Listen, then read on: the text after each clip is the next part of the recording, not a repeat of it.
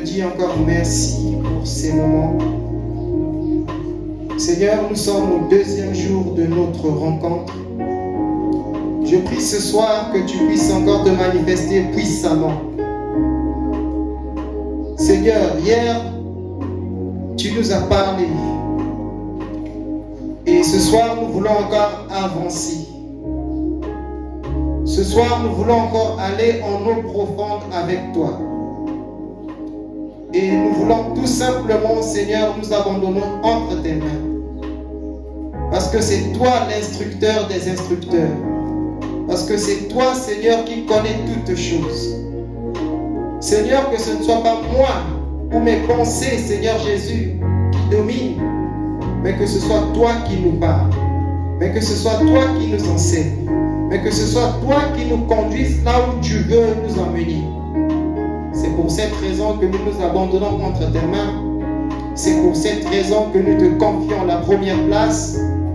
Comme tu dis dans ta parole, que là où 2 ou 3 sont assemblés, tu te tiens au milieu. Seigneur, laisse que tu te tiennes au milieu.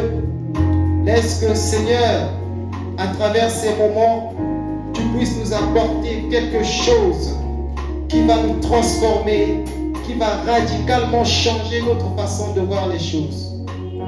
Que toute la gloire te revienne. Au nom de Jésus. Amen.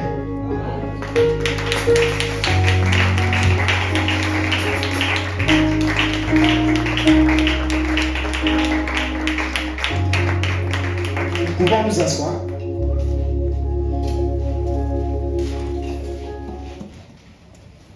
Je salue encore notre pasteur, le révérend Rexis.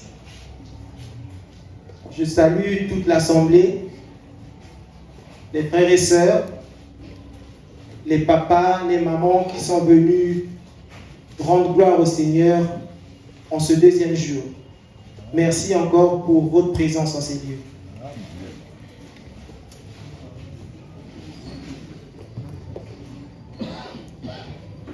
Alors, on va continuer avec le séminaire.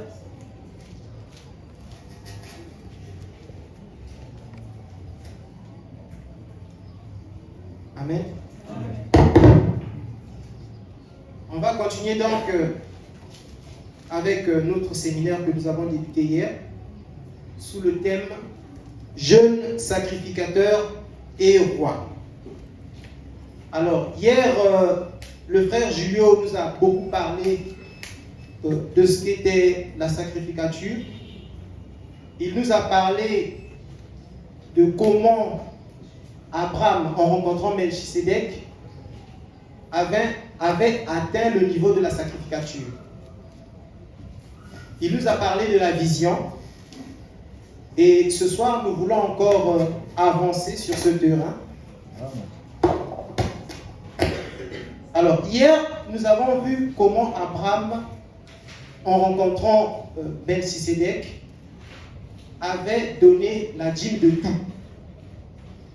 La Bible dit, dans le livre des Hébreux, chapitre 7, où on nous relate un peu l'histoire qui est racontée cette fois-ci par l'apôtre Paul, il nous dit en fait que Abraham, en rencontrant Melchisédek, lui a donné la dîme de tout.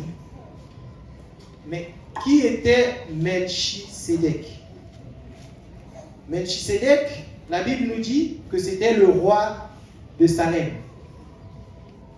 Son nom, en réalité, signifie roi de justice et roi de paix, parce que Salem veut dire la paix.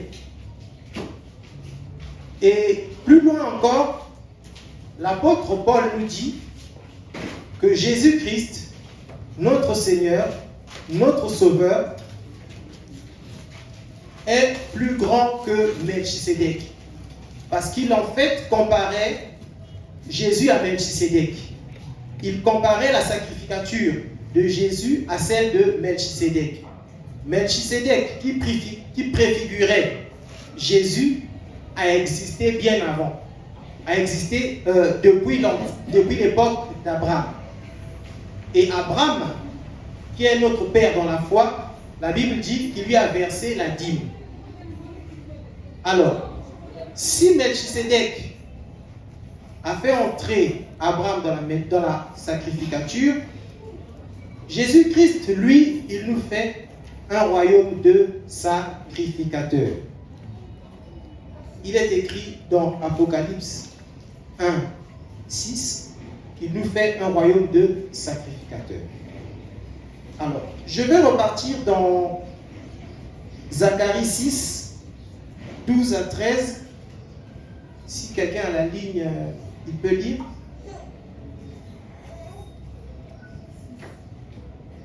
Zacharie 6, 12 à 13.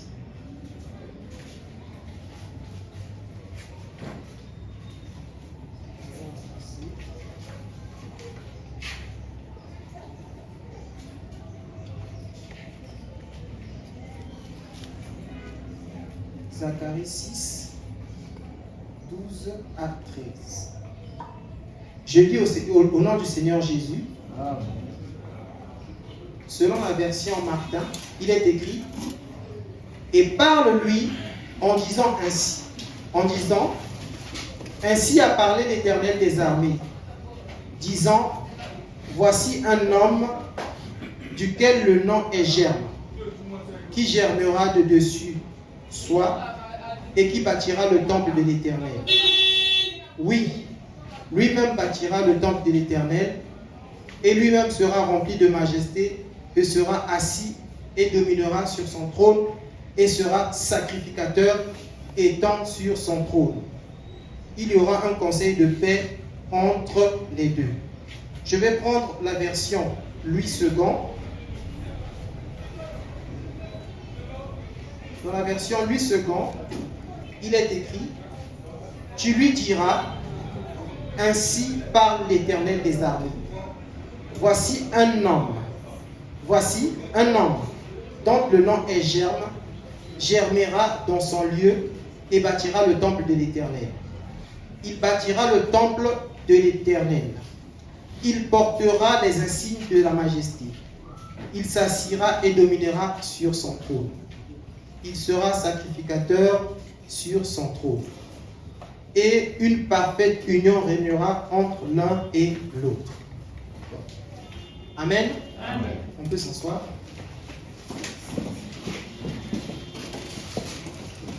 Ici, on nous parle d'une personne qui est à la fois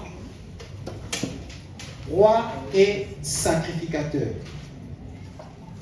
Alors, on nous dit ici, par rapport à ce qui est écrit dans ces deux passages, qu'il sera sacrificateur sur son trône et une parfaite union ou harmonie régnera entre l'un et l'autre. Pourquoi on nous parle de l'unité entre la sacrificature et la royauté? Jésus-Christ, dans la Bible, selon le livre d'Apocalypse, il est écrit qu'il fait de nous un royaume de sacrificateurs. Ça veut dire qu'en tant que jeune, en tant que fils de Dieu, né de nouveau, nous sommes en même temps rois et sacrificateurs. Ces deux vont ensemble. Ces deux réunis nous donnent une parfaite harmonie de ce que Dieu veut que nous soyons. Et pour développer mon concept, pour arriver à établir ce lien d'harmonie qui peut exister entre la sacrificature et la royauté, on va parler de 4 différents éléments. Le premier élément que nous allons prendre en compte dans cette union, dans cette harmonie, c'est la détermination. Pourquoi parler de la détermination? En tant que jeune, en tant que frère en Christ, en tant que sœur en Christ, en tant que papa, en tant que maman, si nous n'avons pas la détermination, eh bien, il y a des choses que nous n'arriverons pas à faire. Il y a des choses que nous n'arriverons pas à accomplir parce que nous n'arriverons pas au but de ce que nous prévoyons faire. Si nous n'avons pas de détermination, ça veut dire que lorsque nous aurons une certaine difficulté, nous abandonnerons facilement. Nous lâcherons prise et nous n'arriverons pas là où Dieu veut que nous soyons. Aujourd'hui, en tant que jeunes, surtout, nous qui grandissons, parfois nous rencontrons beaucoup de difficultés dans la vie.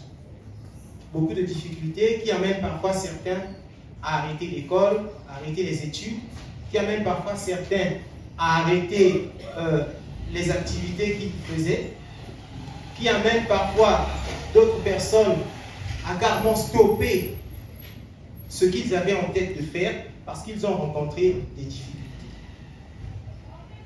Mais si nous sommes déterminés, nous surmonterons ces difficultés. Si nous sommes déterminés, nous arriverons là où Dieu veut que nous soyons. Alors, la détermination ici, ce n'est pas seulement pour nous les enfants de Dieu, mais c'est pour tout le monde. Qu'on soit enfant de Dieu ou pas, quand nous n'avons pas la détermination, c'est difficile pour nous d'avancer.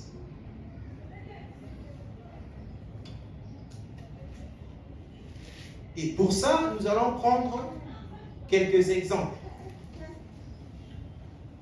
Il y a dans la Bible plusieurs exemples de personnes déterminées, de personnes qui sont arrivées là où Dieu voulait qu'ils soient, tout simplement parce qu'ils étaient déterminés, tout simplement parce qu'ils n'ont pas abandonné face aux difficultés. Et j'aimerais prendre l'exemple de Daniel. Daniel qui est arrivé à Babylone à l'époque du roi Nebuchadnezzar, lorsque le roi Nebuchadnezzar a vaincu le roi Josias, lorsqu'il a pris en otage tous les enfants qui étaient de classe royale ou de classe noble pour en faire les gens qui allaient servir à sa cour. Daniel est arrivé, il ne connaissait pas en réalité les coutumes des Babyloniens. Mais la Bible dit qu'en restant à Babylone, il n'a pas abandonné, il a cherché à comprendre, il a cherché à travers les jeûnes et prières, il a cherché à travers son assiduité, il a cherché à travers sa détermination à faire la volonté de Dieu, même en étant en terre étrangère. Et j'aimerais te dire ce soir, toi aussi qui rencontres des problèmes, toi aussi qui rencontres des difficultés, même dans tes affaires, même dans tes études, de ne pas abandonner. Parce que c'est par là, c'est par ta détermination que Dieu aussi te bénira. Amen. J'étais à l'école,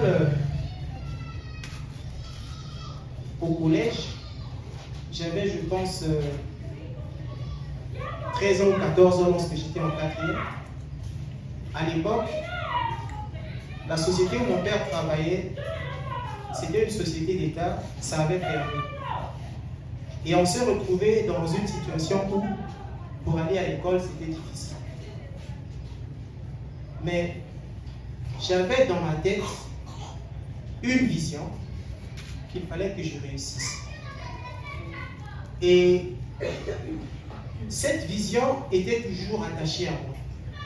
Malgré les difficultés que je rencontrais, malgré les problèmes que je rencontrais tout au long de mon cursus scolaire, je n'avais jamais abandonné. J'ai tenu bon.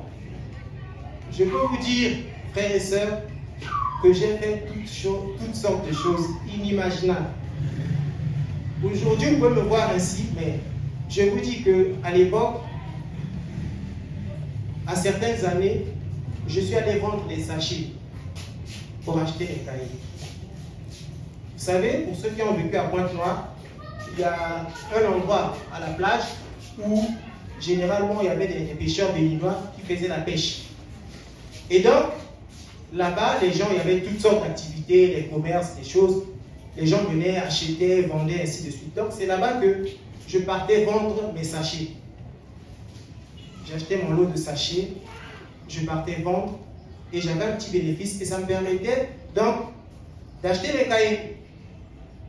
Et à une autre année, je suis allé faire les jardins, l'agriculture. Donc j'ai fait les sillons de choux et de laitue. Voilà. Et de laitue. Attendre que ça grandisse, récolter, vendre pour acheter ses cahiers. Mais je vous dis, cela ne m'a pas empêché de rêver. Cela ne m'a pas empêché de me dire qu'il faut que je réussisse. J'étais déterminé. J'étais vraiment déterminé. Et je me suis dit, quel que soit ce que je rencontre, quelles que soient les épreuves que je suis en train de traverser, cela ne peut pas m'empêcher d'atteindre mon objectif. Et avec l'aide de Dieu, je pense que je suis sorti de là et me voici aujourd'hui. Donc, la détermination, c'est une attitude importante que nous devons avoir, que nous devons maintenir pour que nous aussi, nous puissions aller de l'avant. Parce que Dieu regarde notre attitude. Dieu regarde ce que nous sommes en train de faire. Amen. Amen. Si à la moindre difficulté tu abandonnes, ça veut dire que tu ne vas pas marcher avec Dieu. Tu ne vas pas marcher sur le chemin qu'il a tracé. Si à la moindre difficulté tu dis que ça je ne peux pas, ça veut dire que tu n'auras pas accès à certaines choses. Certaines choses te seront bloquées tout simplement parce que tu n'as pas eu de détermination. Parfois, Dieu permet que par cette détermination, il te forge. Il forge ton caractère, il forge ta vie, afin que plus tard, tu sois déjà entraîné à certaines choses, à certaines réalités que tu vas rencontrer. Amen. Amen. C'est pour cette raison que la détermination est importante pour toi, jeune, qui est sacrificateur et roi. Amen. Amen. Amen. La deuxième des choses, c'est la foi en Dieu. Pourquoi nous devons avoir la foi en Dieu? Eh bien, d'abord, la foi, on nous dit que c'est une ferme assurance des choses qu'on espère voir et une démonstration de celles qu'on ne voit pas. N'est-ce pas? Ça, c'est la foi. Peu importe que ce soit la foi en Dieu ou la foi en je ne sais pas quoi. Mais la foi, c'est ça. Que tu crois en Dieu ou pas, la foi, c'est ça. Parce que quelqu'un qui a la foi, ce n'est pas seulement un chrétien. Tout le monde peut avoir la foi. Mais nous avons notre foi en Dieu. C'est ça la différence. En réalité, tout le monde peut avoir la foi. Mais ici, nous parlons de nous chrétiens, donc la foi en Dieu. Nous devons avoir la foi en Dieu. La foi en Dieu, pourquoi? Parce que c'est Dieu qui nous donne la vision. C'est Dieu qui est notre source. Et si nous voulons réussir, nous devons croire en ce Dieu qui nous a appelés. Nous devons croire en ce Dieu qui nous donne le souffle de vie. Nous devons croire en ce Dieu qui nous fait lever chaque matin. Amen. Hein? Amen. Sans Dieu, nous ne pouvons rien faire. Si nous ne comprenons pas que Dieu est notre tout, ça veut dire que nous n'avons rien compris. Nous vivrons sans Dieu et notre destination sera autre que le paradis de Dieu. Amen. Amen. Donc, nous devons avoir la foi. La foi pour marcher selon les préceptes de Dieu. La foi pour croire que Dieu peut faire quelque chose avec moi. Bien que je sois déterminé, bien que je sois totalement dans la vision que je veux, mais si je n'ai pas la foi, il me sera difficile que Dieu fasse quelque chose dans ma vie. Amen. Amen. Ici, je ne parle pas seulement de réussir dans la vie. Je ne parle pas seulement d'avoir de l'argent. Je ne parle pas seulement d'avoir les choses de cette terre. Je ne parle pas seulement de ça. Ce sont des choses que nous pouvons avoir, mais pas nécessairement parce qu'on est chrétien. Pas nécessairement. Amen. Hein? Amen. Pourquoi je dis ces choses? Parce que souvent nous croyons que lorsqu'on a l'argent, lorsqu'on a les biens, ça veut dire que Dieu est avec nous, ça veut dire que Dieu nous a bénis, ça veut dire que Dieu a tout fait. Nous nous trompons. Amen. Hein? Amen. Dieu bénit tout le monde. Croyons ou pas croyons. Amen. Amen. quand le soleil se lève, ça se lève pour tout le monde. Amen. S'il pleuvait ici dans ce quartier, ça veut dire que la pluie là ne va pas s'arrêter ici. Mais c'est pour tout le monde ici. Amen. C'est comme ça que Dieu agit, c'est comme ça que Dieu fait. Dieu a donné la bénédiction matérielle, financière à tout le monde. Il n'a pas spécifié quelque chose pour dire que voilà, cette bénédiction est réservée aux chrétiens. Amen. La preuve, dans notre pays, il y a beaucoup qui ont de l'argent, il y a beaucoup qui ont des commerces, qui font beaucoup de choses, qui ne sont pas chrétiens. Amen. Donc je ne parle pas seulement de ça, mais je parle de ce que nous devons avoir accès à des choses du ciel. Amen. La Bible nous dit que si nous recherchons Dieu, si nous le recherchons de tout notre cœur, il se laissera trouver. Et la Bible nous parle aussi de ce que nous devons d'abord chercher le royaume des cieux et sa justice, afin que le reste nous soit donné. Amen. Donc si nous recherchons Dieu, si nous connaissons ce Dieu-là, lui, il libère en réalité ce dont nous avons besoin. Amen. Si aujourd'hui, parce que je recherche Dieu, parce que je veux le connaître, parce que je veux connaître ses desseins, j'arrive à entrer dans le cœur de Dieu, lui-même, il saura quoi me donner par rapport à mes besoins. Si j'ai besoin d'argent, il me donnera de l'argent. Si j'ai besoin d'une voiture, il me donnera une voiture. Si j'ai besoin d'une femme, il me donnera une femme. Si j'ai besoin de ceci, il va me donner, parce qu'il sait que j'en ai besoin. Mais ce que Dieu veut, c'est que nous puissions d'abord le connaître. C'est pour cette raison que la foi en Dieu est une chose importante pour nous, nous qui sommes sacrificateurs et rois. Amen. Amen. La troisième des choses, c'est notre relation avec Dieu. Amen. Notre relation avec Dieu ici, je vais plutôt parler de notre façon de saisir Dieu. Amen. Parce que souvent on est dans des stéréotypes, souvent on est dans des choses, parfois on oublie que Dieu est là. On cherche Dieu d'une certaine façon en croyant que c'est tout simplement en lisant ou en faisant quelque chose qu'on va trouver Dieu. Non. Dieu veut réellement avoir une relation avec nous. Amen. Amen. Même sans la Bible, je dis bien même sans la Bible, on peut avoir une relation particulière avec Dieu. Amen. Amen. Moi je me dis, les prophètes comme les Simon Kimba, ou peut-être qu'ils n'avaient pas accès à la Bible comme nous, mais ils avaient des relations assez particulières avec Dieu. Quand on voit certaines personnes de la Bible, certains prophètes, ils n'avaient peut-être pas ce livre de la Bible comme nous avons, mais ils avaient une relation particulière avec Dieu. Amen. Dieu veut qu'on le cherche et il nous dit que si on le cherche, il se laisse trouver. Donc c'est à nous d'avoir une relation avec Dieu, de chercher à avoir une relation avec Dieu à travers des moments particuliers que nous devons passer nous-mêmes avec Dieu. Amen. Amen. Que ce soit à la maison, que ce soit au travail ou n'importe où que nous pourrons être, sachant dans nos cœurs que Dieu veut qu'on ait une relation spéciale avec lui. Tel que nous sommes, jeunes, vieux, enfants, en tout cas Dieu veut qu'on le connaisse.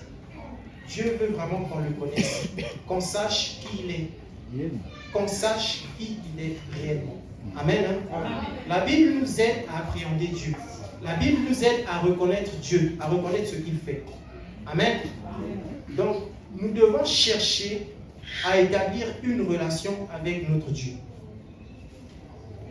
Il est là, il est présent, il nous sauve, il nous guérit, il fait tout ce que nous lui demandons. Amen. Amen. Si je parle, je demande à certains ici, certains diront que moi je suis là parce que je vais être guéri. D'autres diront que moi je suis là parce que je vais être marié. D'autres diront que moi je suis là parce que mes affaires ne marchent pas et je veux que Dieu bénisse mes activités. Amen. Amen. Mais Dieu, il est au-delà de ça. Dieu n'est pas un guérisseur, mais il guérit. Amen. Amen. Dieu n'est pas un guérisseur, mais il guérit. Dieu n'est pas un banquier, mais la Bible me dit que tout l'or et l'argent lui appartiennent. Donc il n'a aucune difficulté à nous donner.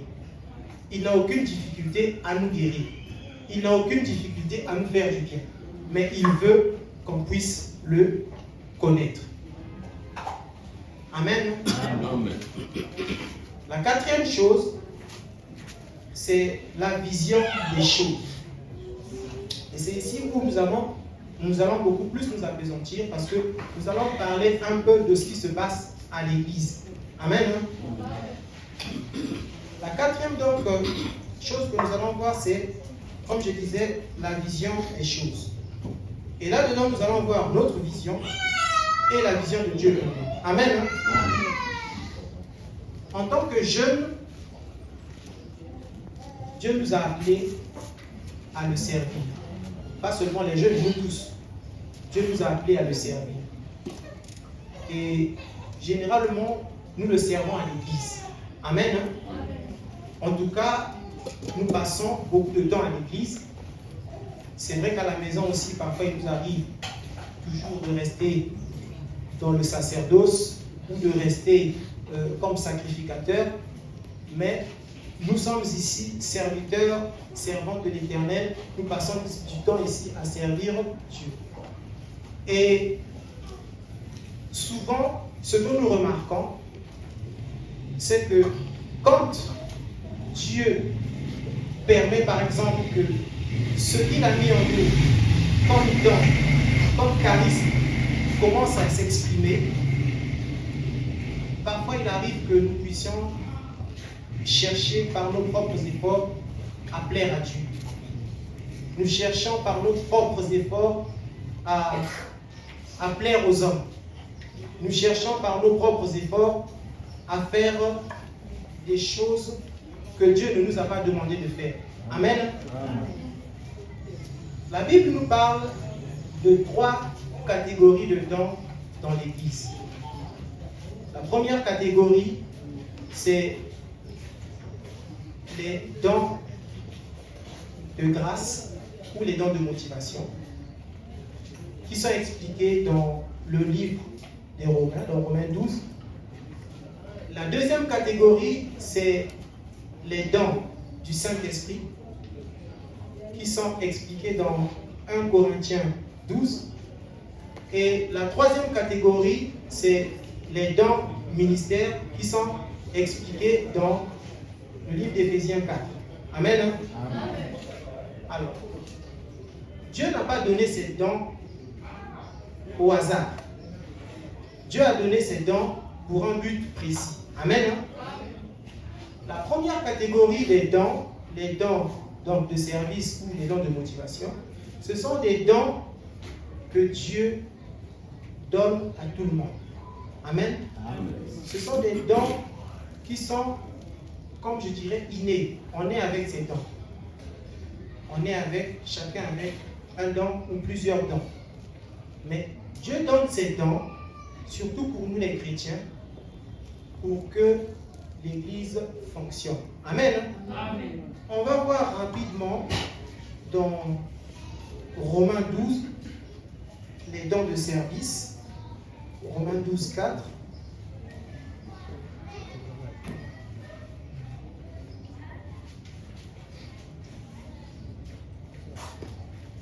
Je vais lire au nom du Seigneur Jésus. Car, comme nous avons plusieurs membres dans un seul corps, et que tous les membres n'ont pas la même fonction, ainsi nous qui sommes plusieurs, nous formons un seul corps en Christ, et nous sommes tous membres les uns des autres.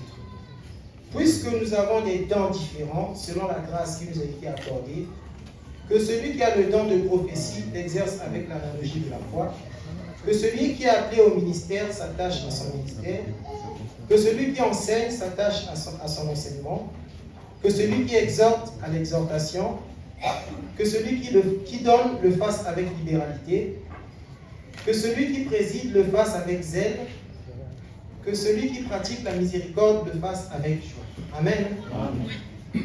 Dieu a donné ses dons pour le service. pour le service dans sa maison, pour le service à l'église, pour l'unité de l'église. Parce que l'église est un corps dont nous sommes les membres. Amen. Amen. Et dans l'église, Dieu a disposé les dons afin que ces dons puissent servir au bon fonctionnement de l'église.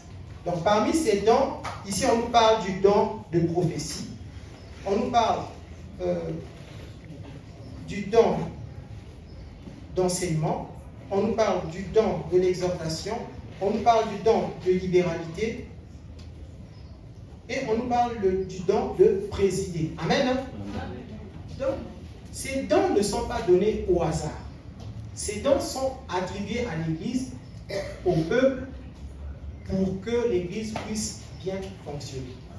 Ça veut dire que si quelqu'un aujourd'hui a le don d'enseigner, il peut enseigner les autres à l'Église. Amen. Amen. Si un frère ou une sœur a le don d'exhorter, il peut exhorter les autres à l'Église. Amen. Amen. C'est fait, c'est donné pour que l'Église fonctionne en harmonie comme une seule personne. Amen. Amen.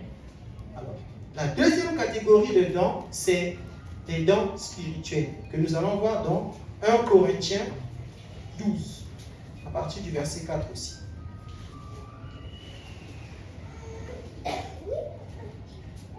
1 Corinthiens 12, à partir du verset 4.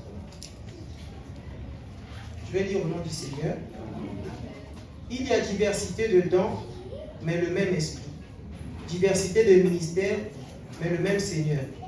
Diversité d'opérations, mais le même Dieu qui opère tout en tous.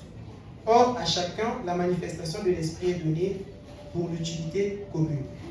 En effet, à l'un est donné par l'esprit une parole de sagesse, à un autre une parole de connaissance, selon le même esprit, à un autre la foi par le même esprit, à un autre le don de guérison par le même esprit, à un autre le don d'opérer des miracles, à un autre la prophétie, à un autre le discernement des esprits, à un autre la diversité des langues, à un autre l'interprétation des langues. Un seul et même esprit opère toutes ces choses, les distribuant à chacun en particulier comme il le veut. Amen. Amen. La première catégorie de dons, je disais que Dieu a donné à tout le monde. Tout le monde aujourd'hui a un don que Dieu lui a donné. Il y a des gens qui, pour partager, n'ont pas de difficulté. Ils sont très libéraux. Il y a des dons, il y a d'autres qui ont cette façon de transférer la joie aux autres, qui ont cette capacité d'enseigner les autres facilement, qui ont cette capacité d'exhorter les autres facilement, qui ont cette capacité de prophétiser. La prophétie, dans la première catégorie des dons, ce n'est pas le fait de voir les choses, mais c'est cette façon de dire les choses clairement, la clairvoyance. Amen. C'est ce qu'on appelle en lingala aza net misomakasi, quelque chose comme ça. Amen. Mais la deuxième catégorie de dons ici, ce sont les dons spirituels. Ce sont les dons accordés cette fois-ci par le Saint-Esprit à qui il veut. Ça veut dire que ce n'est pas accordé à tout le monde. Amen. Et ici, ces dons ne sont pas attribués pour le fonctionnement de l'Église, comme on a vu dans la première catégorie des dons de service ou de motivation. Mais ici, c'est donné pour l'utilité commune. Amen. Amen.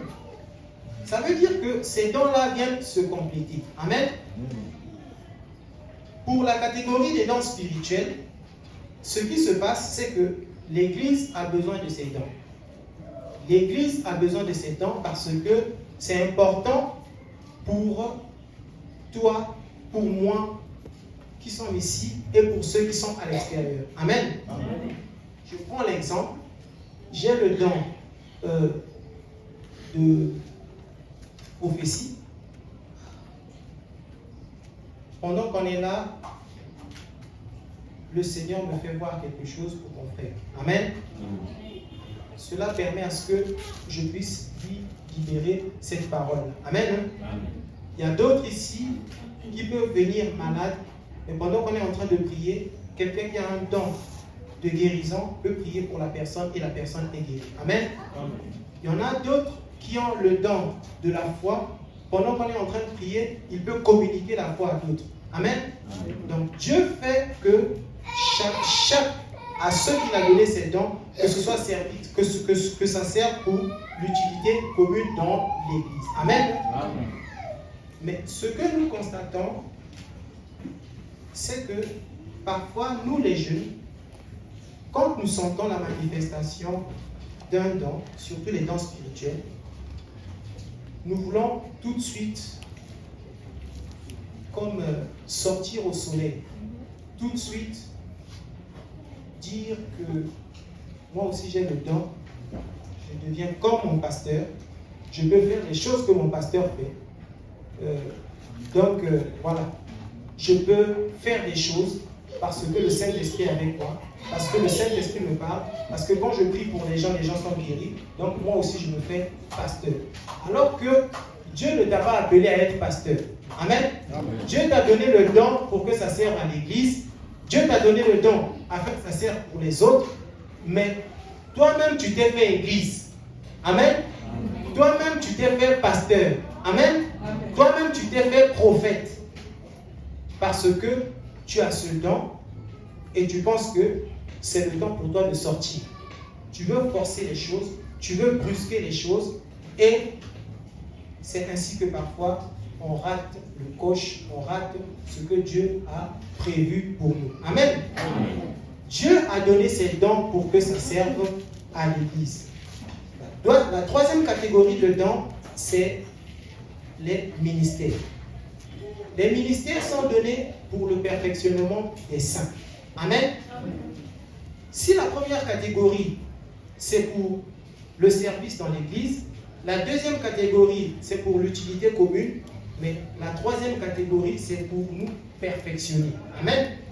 Les 5 ministères sont établis pour nous perfectionner, pour nous rendre plus parfaits comme on l'était hier. Amen. Parce que Dieu met en eux, en ces 5 ministres, des capacités, des éléments importants pour nous donner afin que nous puissions parvenir à la connaissance de Dieu. Amen. Amen. Donc, nous les jeunes, ce que nous devons faire, c'est d'éviter, quand on n'est pas appelé, de marcher sur, par exemple, les couloirs des pasteurs, des prophètes, des évangélistes, des docteurs, parce que Dieu ne nous a pas appelés à ce service-là. Amen. Amen. Si nous voulons nous prendre pour des pasteurs, si nous voulons nous prendre pour des évangélistes, si nous voulons nous prendre pour des docteurs ou des prophètes, parce qu'on a un don de guérison, parce qu'on a un don de prophétie, parce qu'on a un don de parler en langue ou d'interprétation des langues, on va échouer. Amen. Amen. Dieu a établi ses dons pour que ça serve. Dieu a établi ses dons pour ne pas que nous soyons comme déshérités. Amen. Si ces dons existent dans l'Église, c'est parce que Dieu veut que nous puissions les exercer afin que lui puisse se glorifier. Amen. Dieu est infiniment puissant, infiniment grand, et il n'y a aucune limite à ce que Dieu peut faire. Amen. Amen. Si tu as un don, que ce soit la guérison, que ce soit la prophétie, que ce soit le parler en langue, que ce soit l'interprétation des langues, que ce soit le don de la sagesse ou le discernement des esprits, cela ne fait pas de toi un pasteur. Amen. Amen. Cela ne fait pas de toi un prophète. Amen. Amen. Cela ne fait pas de toi un docteur. Cela ne fait pas de toi un évangéliste. Mais cela fait de toi un frère que Dieu a appelé pour servir. Amen. Pour servir. Parce que nos pasteurs, nos pères qui sont là, travaillent en complémentarité avec nous. Amen. Le pasteur est là pour nous enseigner, pour nous perfectionner. Amen. Et même les 5 ministères sont complémentaires. Amen.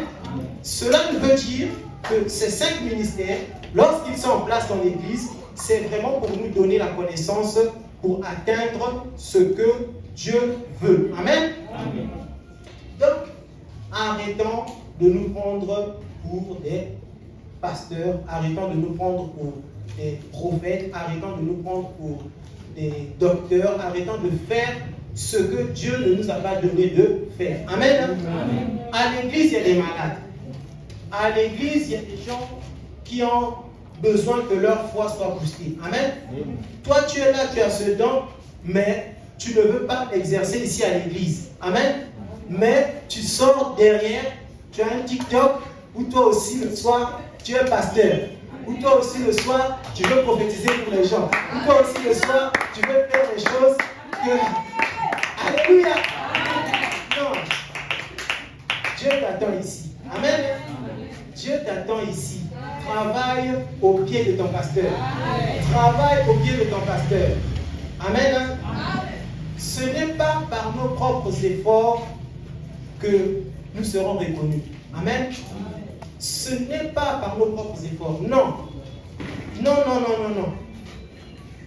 Mais c'est en travaillant dans l'église, c'est en travaillant au pied de son pasteur que nous serons reconnus par Dieu, que nous serons reconnus par les frères. Amen. Amen. Donc, ne cherche pas toi-même à faire des choses que Dieu ne t'a pas demandé de faire. Amen. Amen. Ne cherche pas à te mettre à la lumière parce que tu penses que le don que j'ai là, ils ont mis la trop. Ils ont mis la trop. Il faut la bima. Non. Non, non, non. Dieu est un Dieu d'ordre. Dieu n'est pas un Dieu de désordre. Amen. Amen. Nous avons deux versets qui caractérisent notre Église. Deux versets puissants, très puissants même. Ésaïe 66, 18 à 19, Zacharie 8, 22 à 23. Quand le Seigneur a visité son serviteur, le bishop, il lui a donné ces versets pour le ministère dans lequel nous sommes. Amen. Amen. Mais nous sommes ses enfants engendrés dans la foi. Nous aussi, nous sommes rattachés à ces paroles. Amen. Amen. Dieu peut se manifester à travers chacun de nous.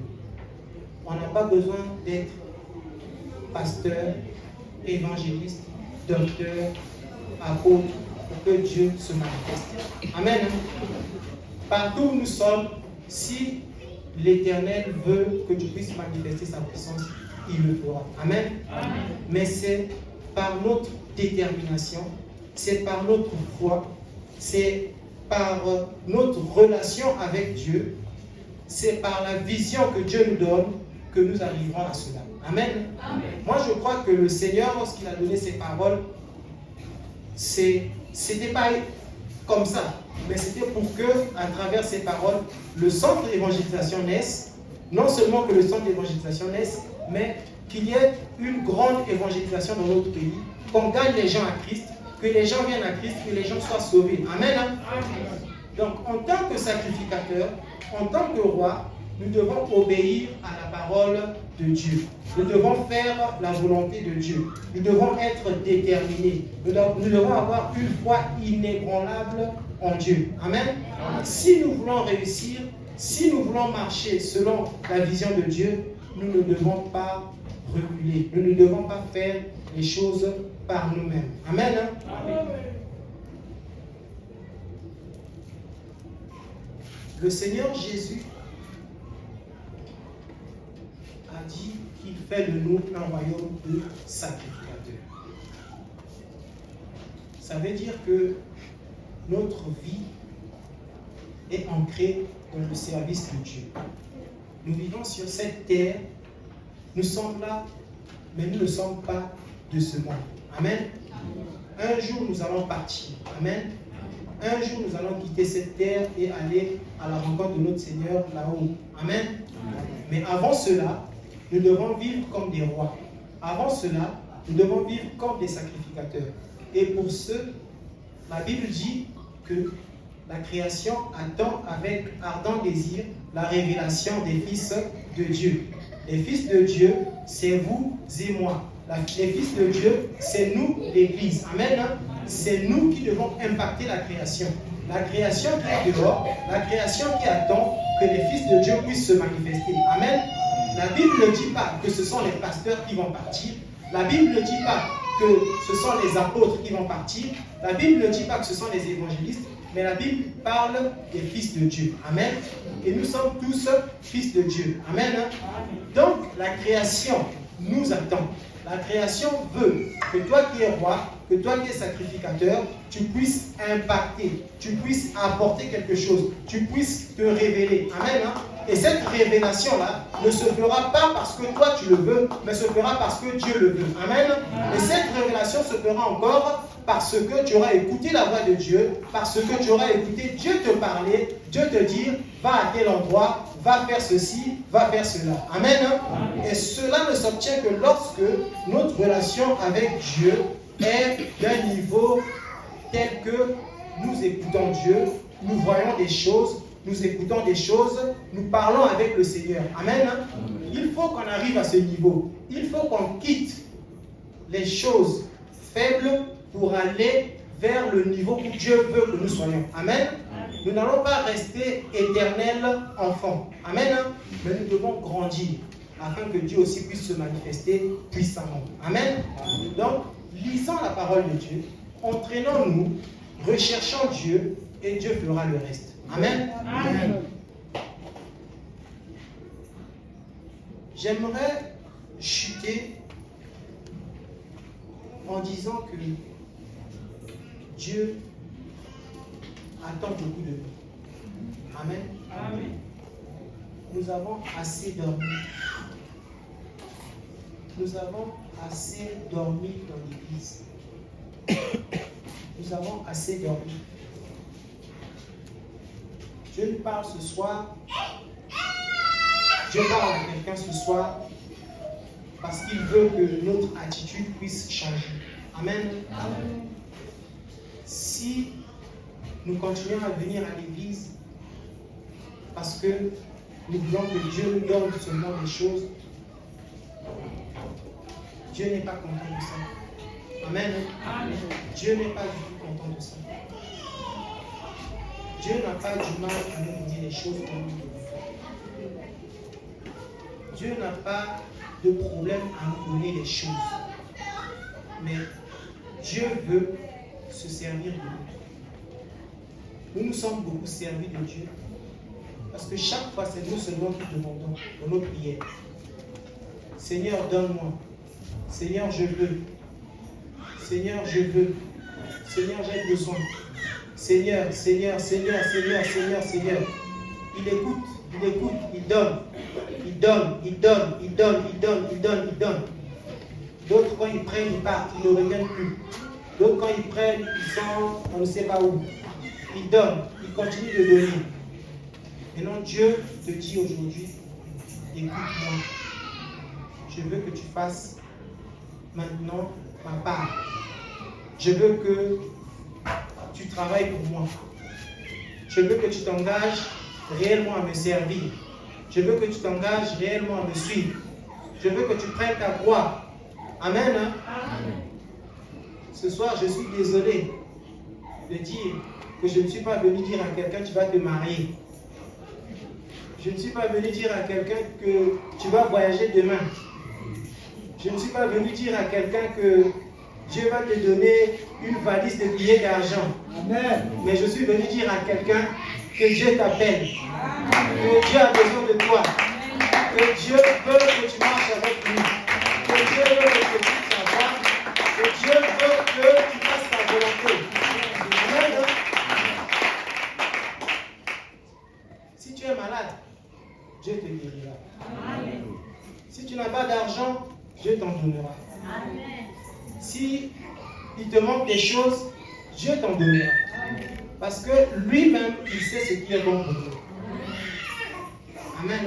Amen. Dieu sait ce qui est bon pour nous. Je n'ai pas dit ce qui est bien. J'ai dit Dieu sait ce qui est bon. Amen. Que Dieu nous bénisse.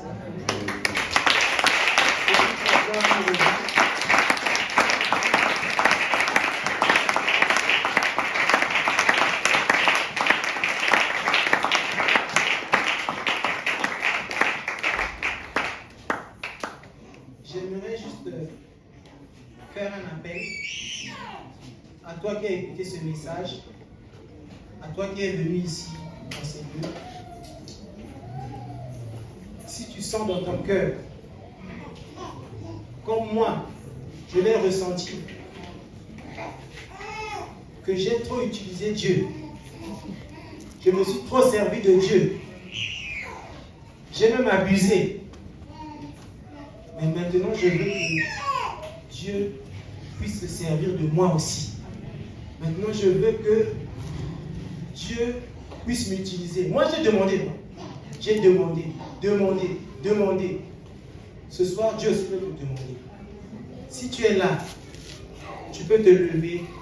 Nous allons prier afin que nous ne soyons plus les demandeurs éternels, mais que nous soyons ceux-là que Dieu va aussi utiliser. Parce que Dieu a besoin de nous. En ces temps de la fin, en ces temps où le monde est en train de vivre des moments compliqués, Dieu nous appelle. Dieu a besoin de nous, ses enfants, qu'on travaille pour lui, qu'on arrête de travailler pour nous-mêmes, qu'on arrête de chercher à être visible, mais qu'on travaille pour lui. Qu'on travaille pour lui. S'il n'y a personne, on va prier. Seigneur, je te dis encore merci. Parce que c'est toi le maître des temps et des circonstances. Nous t'avons écouté et dans nos cœurs, Seigneur, nous voulons te donner la place que tu mérites. Nous voulons simplement que tu prennes le contrôle de tout, que nous puissions d'abord te rechercher, que nous puissions te trouver, Seigneur, afin que, Père, les besoins que nous avons soient comblés par la suite.